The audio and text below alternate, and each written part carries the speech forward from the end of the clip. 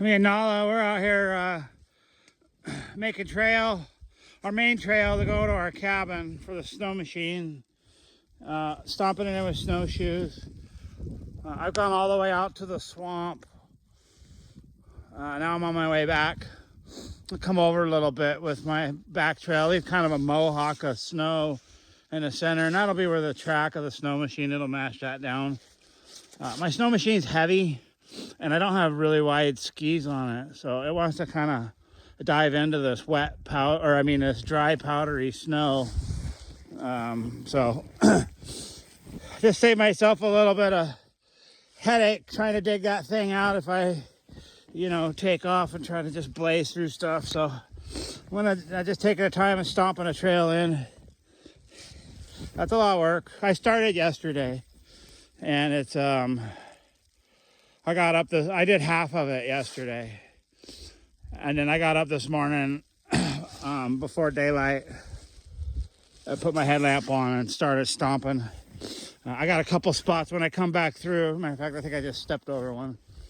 I might be able to ride over this. This is actually a little tree right here. But definitely though, back there behind me, I won't go so fast.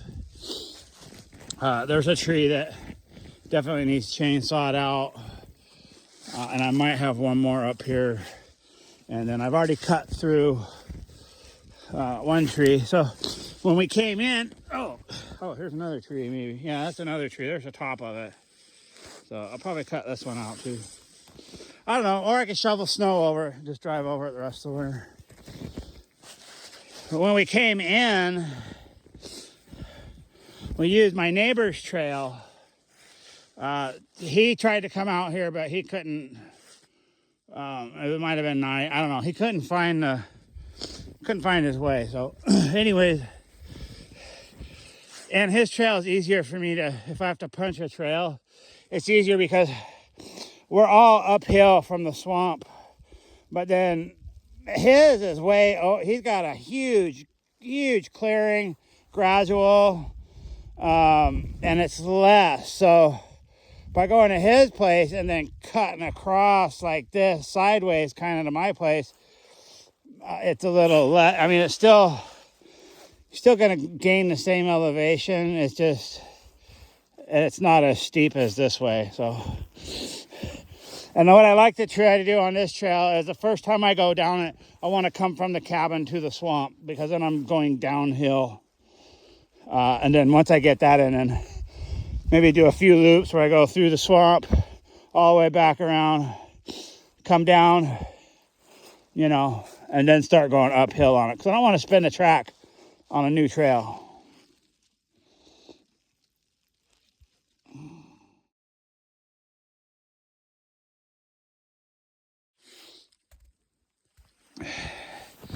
So, no density to the snow still. It's a little warmer today. I got snowshoes on. I am stomping. I'm not trying to walk really light, but I'll take a regular step. There's a regular step. Still, see that? Oh, I'm up to my knees, pretty near. But so it's kind of rough. It's a good workout. So I'm right here to where I started this morning. And there's a tree here that needs to, I don't know, I'd probably ride over this. Anyways, this actually right here, this is the first where I started.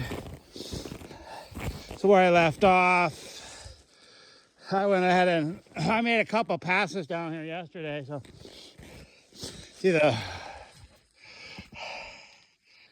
mohawk, that'll be where that's where my track will ride, right there. I don't know how to, there we go. My track will ride right there. And then the skis will be in either side. Oh, that's better. Yeah, track there, ski there, ski there. So that way my skis don't dive in underneath this stuff. So Then this spot right here, I know because I put this trail in originally, but this is super wet. So when I was down here last night, I was doing like, you know, an Indian snow dance down here, just stomping this really, really good. So, and my Indian snow dance worked because it is currently snowing. It's been snowing all morning, little tiny flakes. Let's see what it looks like on my coat. Yeah. So we're 3/10 of a mile from the swamp, which is behind us. So, and now I'm headed back towards the cabin. So this part of the trail is kind of, you know, levels off this way and it shoots to the left. I'll show you here in a little bit, but right where it shoots to the left, that's exactly on our property line. And if you zoom in, if I zoom in, see, there's our place right there. See that? Right there. But I don't go straight to it from here. So right now, we'd be going straight into the north side of our cabin. What we do is we go that way, then we go this way. I'll show you here. We head south, southeast. So you see, just as I've been gone, you know, it snowed enough more to cover up my tracks from walking down here this morning. So this is where I'm on state land. I'm coming off state land right about here. And this is where the edge of our property is where we're cut to the left here and start heading up this way. And then it runs down that way about, I don't know, 200 yards or so. And we know this, we have a marker here, the spruce burl tree. I have not harvested. It's got a huge burl at the bottom. It tapers out. It's not a very tall tree. It gets pretty skinny, but it's kind of cool looking. So then this property line is actually a designated pedestrian easement. It says on the burrow thing. So I'm putting a pretty nice path here, you know. I don't think anybody's gonna come out here and use it, but I try to keep it legal, you know. Try to keep my trail off of everybody's property. So that way, there's never gonna be an issue, you know. I'm putting my trail where it's supposed to be. So I'm gonna go back and get the snow machine and chainsaw and do my first pass over the trail with the snow machine. And then those few places that I'm supposed to, or that I need to cut, I'm gonna go ahead and cut. I think my trail was over this way more because I can see those cut alders right there. So this must be all new growth. But see, I'm here. I don't know. I got a pretty wide path here. I can go do either way I want. I can go here or there.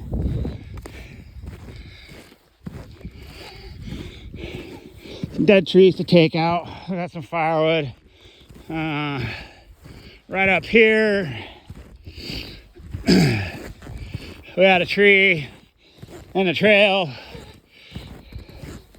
I thought would be good firewood. So what I figure, where is it? Here it is. This thing must have fell right. We left last year in April, and I haven't been back out since. So it must have fell right after we left and been sitting, soaking up water all summer. It's just, I mean, right here is 10 feet up from the bottom. Let's see. Am I doing that right? Yeah. It's just as rotten as all get out, so. Anyways, I had to cut through that yesterday. So yeah, we're almost back to the cabin. It took me a while to do all this.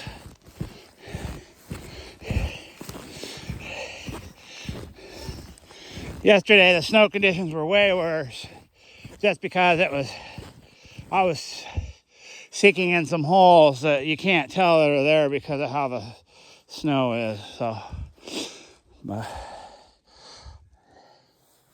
all right, I made it back. Got some split pea soup going before I left. Roof leaks, and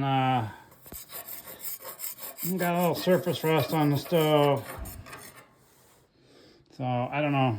I have to come out here in the summer, fix the roof. But this cabin, a little messy, but my cabin. Got some batteries in here. Let's see here. Got an inverter, 4 6-volt batteries, 24-volt system. Works pretty good. No pump or well pump, you know. I just run the lights, charge a cell phone, charge my hearing aid. I'm down to one hearing aid. One's broken. And sometimes watch some TV, you know. Got a TV and a VCR DVD combo. Got some movies, so yeah. I'm gonna have a little lunch. It's 11:30-ish, so I'm gonna have a little lunch and drink a good portion of water and get back out on that trail.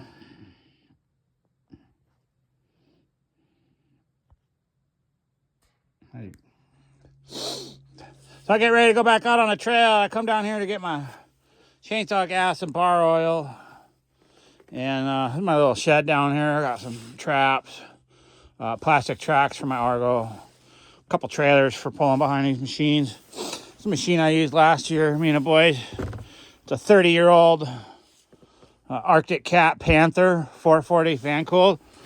It's a great machine. I can't get the, I have one side latched. Yeah. I was smart, put a tarp in between the hood and the engine before I left, so it should be fairly easy to fire this thing up. I got a guy down the trail, might be interested in it. I think I'll sell it to him. Anyway, Panther, yeah, 30-year-old machine. We mobbed this thing. We hauled all our firewood and everything with this. Pulling these sleds full of beetle kill spruce. I mean, you know, it struggled, but anyways, it works. So this year, what I got, I'll show you what we're running now. This is the trail I came in on that comes in from my neighbor's place. And then you come in this way, that's the outside view of our cabin. This is looking at the west side of the cabin. It's the only unfinished, well, except for the upper parts up there, but it's the only side that's got OSB on it on the first floor. The rest of it's got cedar, tongue and groove. So this is the south end. And I got the panels right there on the gable end. They work for now for a small little setup.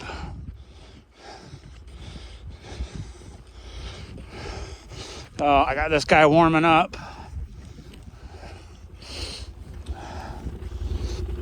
So this is a 2025 Polaris S4, I don't know, ProStar. It's a Titan. It's a 1000 cc 4-stroke. A very heavy machine, which is why I doing all that snowshoeing. So these skis on the front, they're not any wider than a snow machine. And that's my foot. They're not any wider than a snow machine half this weight. So I'm gonna have to get new skis for it. I figured that out coming in. Fortunately, I was digging in, just digging right into this stuff, But I got a 20-inch wide track, which is a wide track. It's not a super wide. Compared to, I think the tracks on those machines down there is like 15 or 16.